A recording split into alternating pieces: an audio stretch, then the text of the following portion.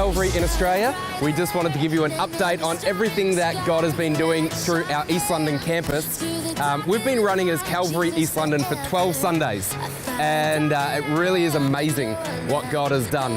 In that time, the church has grown from a Sunday attendance of around 600 people across the day to now we're seeing, on average, since Easter, 950 people just in our morning service, and across the day, about 1,350 people every Sunday in church. We've seen 136 people make recorded first-time decisions to follow Jesus since our launch on the 18th of February. And it's just amazing some of the God stories that are starting to flow as we hear about what God's doing in people's lives. On top of that, our kids ministry has just been going ballistic. We're now averaging about 198 to 200 kids every Sunday morning in our program, which has literally doubled in 12 weeks. And so young families are packing into the church, which is just really exciting to see.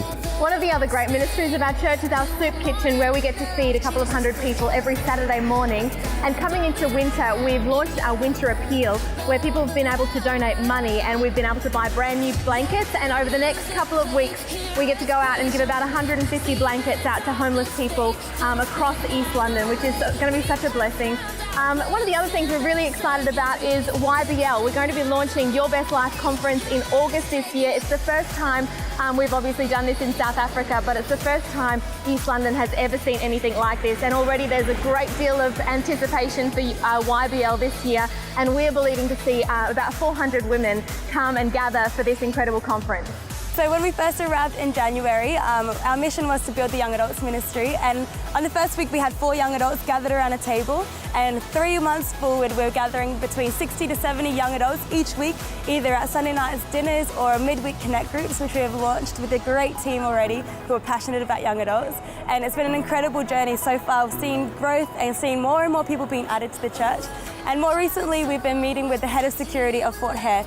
And I went in there just saying, we'd love to support your students. What can we do? And he said, I've actually heard about you. You're from Calvary. You're Tehillah. You're the Energizer Bunny, and we want you on campus. So whatever you want to do, you can do it. And so I walked away from that meeting saying to our team, we've got open reins to doing whatever we can do to support the students of Fort Hare University. So that was cool.